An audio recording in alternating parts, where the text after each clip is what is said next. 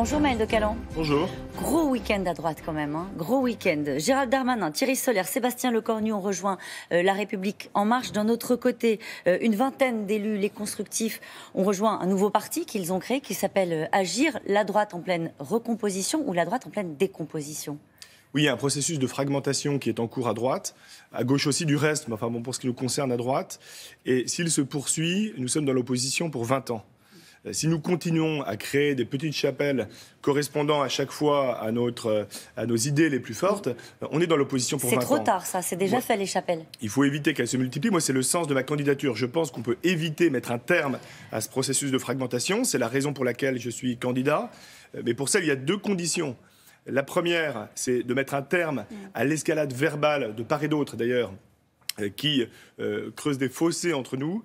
La deuxième condition, c'est de mettre un terme à la dérive du parti, des Républicains, de plus en plus à droite, puisque à mesure que cette dérive se poursuit, on crée les constructifs de demain, en quelque sorte. Donc je pense qu'il y a un processus de fragmentation qui est en cours, on peut l'arrêter, et c'est la raison pour laquelle je suis candidat. Vous les mettez dans le même sac, ceux qui partent à La République En Marche et ceux qui créent Agir, à partir du mouvement Les Constructifs, c'est la même histoire? Oui, enfin, on pourrait aussi parler de l'UDI. Il y a 10 ans, il n'y avait pas d'UDI. Il y a 10 ans, les responsables de l'UDI étaient membres des Républicains. Et si, petit à petit, une partie de nos amis se sont détachés des Républicains, du navire amiral en quelque sorte, c'est parce que nous nous sommes rétrécis politiquement, c'est parce que nous parlons à une frange de plus en plus réduite de notre électorat et que nous nous sommes refermés sur un cœur de doctrine de plus en plus réduit. En quelque sorte, la droite se referme. Moi, je pense qu'au contraire, il faut l'ouvrir. Mais en gros, vous les mettez dans le même sac, c'est la même démarche. Pas exactement. Il y a ceux qui ont fait le choix de rejoindre la majorité présidentielle et qui sont donc dans la majorité. Ils sont passés de l'opposition à la majorité. Il y en a d'autres, les constructifs, qui sont toujours en principe dans l'opposition. Donc ce sont des démarches qui ne sont pas exactement les mêmes.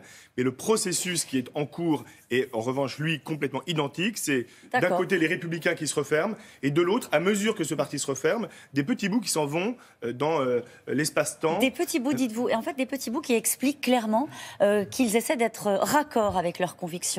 Et qu'aujourd'hui, Gérald Darmanin, qui était interrogé par le journal du dimanche hier, a des mots très durs sur ce qu'est la droite. Il dit LR, c'est devenu le parti de la défense du tabac, du diesel, des maisons en pierre et des retraités de plus de 2500 € par mois. C'est pas l'électorat populaire. Oui, enfin, Gérald Darmanin serait un peu plus crédible s'il ne changeait pas d'idée tous les 6 mois sur des sujets assez lourds dans le débat public. Sur quoi il a changé d'idée ? Sur les questions fiscales, sur les questions de réforme de l'État, sur les questions de politique migratoire, sur plusieurs sujets, mais peu importe. Moi, ce qui m'intéresse, c'est pas d'attaquer mes amis ou mes anciens amis. Ce qui m'intéresse, c'est de me demander comment est-ce que les Républicains peuvent se reconstruire. Je crois qu'ils peuvent se reconstruire s'ils élaborent une ligne politique conforme à ce qu'est la droite depuis toujours. Les Républicains, c'est une famille qui croit dans l'Europe.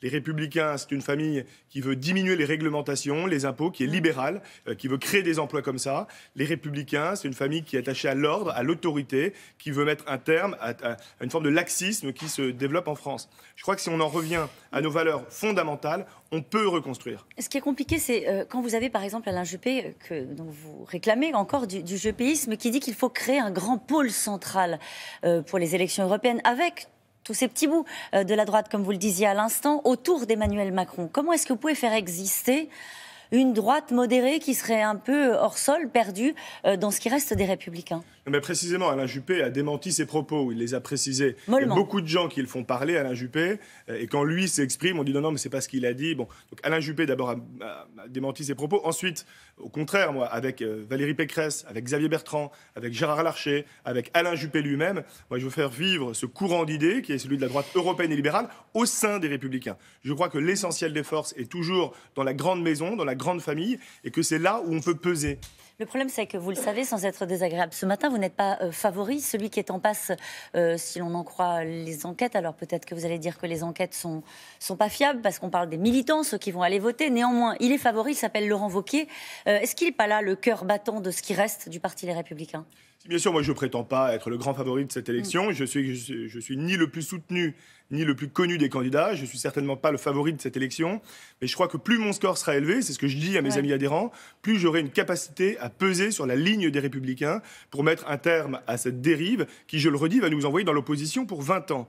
Moi, j'ai dit sur une autre chaîne que Laurent Wauquiez courait le risque d'être le Benoît Hamon de la droite. Alors, il n'a pas apprécié. Mais ce que j'ai voulu dire par là, c'est que si la droite se rétracte, si la droite se met d'accord avec elle-même, si la droite se coupe de ses alliés, se coupe de millions d'électeurs, elle va finir comme le Parti socialiste avec Benoît Hamon, avec 30 députés et 7% dans les urnes. Alors c'est bien parfois de mettre des choses concrètes dans les mots. Quand on dit la droite modérée, en gros, en quoi elle est singulière, en quoi elle est différente de celle incarnée par Laurent Wauquiez?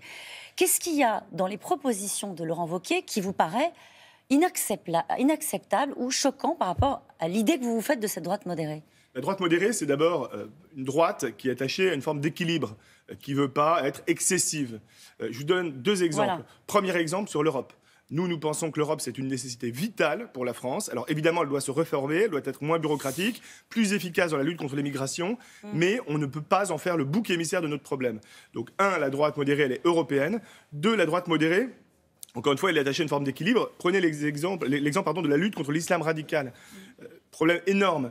La droite modérée est attachée à la tolérance zéro face à l'essor de l'islam radical, mais elle veut y répondre par des solutions, pas par des slogans. Donc nous proposons des choses qui marchent. Nous proposons d'édicter un code de la laïcité pour donner des bases solides à ceux qui font face à l'islam radical. Nous proposons de donner notamment des bases solides à ceux qui font face au quotidien, c'est-à-dire les magistrats antiterroristes, les policiers. Voilà. Donc il y a d'un côté une droite qui répond avec des slogans, de l'autre, une droite qui cherche à y répondre avec des solutions. Dans tout ce que vous dites là, je suis à peu près persuadée que tous ceux qui sont partis au constructif ou tous ceux qui ont intégré La République En Marche se retrouvent parfaitement dans ce que vous êtes en train de dire. La question que je me pose ce matin, c'est pourquoi vous n'y êtes pas avec les autres petits morceaux de cette droite qui sont allés rejoindre Emmanuel Macron? Parce que je crois profondément dans l'union de la droite et du centre.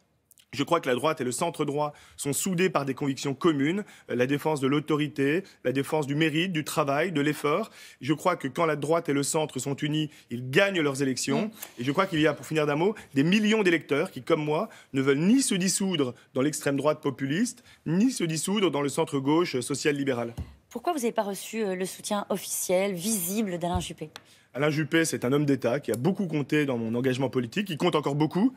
Je me reconnais à la fois dans ses idées et dans la conception qu'il a de la politique fondée sur le sérieux, l'exigence et l'éthique. Pourquoi il n'est pas venu vous aider? Il dira ce qu'il voudra, quand il le voudra. Donc ça veut dire que ce n'est pas exclu? Je ne sais pas, il faudrait lui poser la question. Vous n'en avez pas besoin. Je fais partie des juppéistes qui se refusent à faire parler Alain Juppé, qui m'a tellement donné que je serais bien mal placé. Vous n'en avez pas besoin de son soutien? Si, bien sûr, comme celui de tous les grands responsables de la droite modérée. J'ai cité Gérard Larcher, Valérie Pécresse et Xavier Bertrand. Plus il y aura des poids lourds de la droite française qui me soutiendront, plus ma candidature sera crédible. Mais ce qui compte, ce sont les idées qu'on défend. Moi, je me bats pour une cause. C'est combien un bon score? Un chiffre? Le plus élevé possible. En dessus de 5? C'est certainement au-dessus de 15 ou au-dessus de 20. Ce que je veux dire, c'est que selon que je ferai 20 ou 40%, l'histoire des Républicains ne sera pas la même. 40%. D'accord, ok, on note. Merci beaucoup, c'est à vous, Laurent.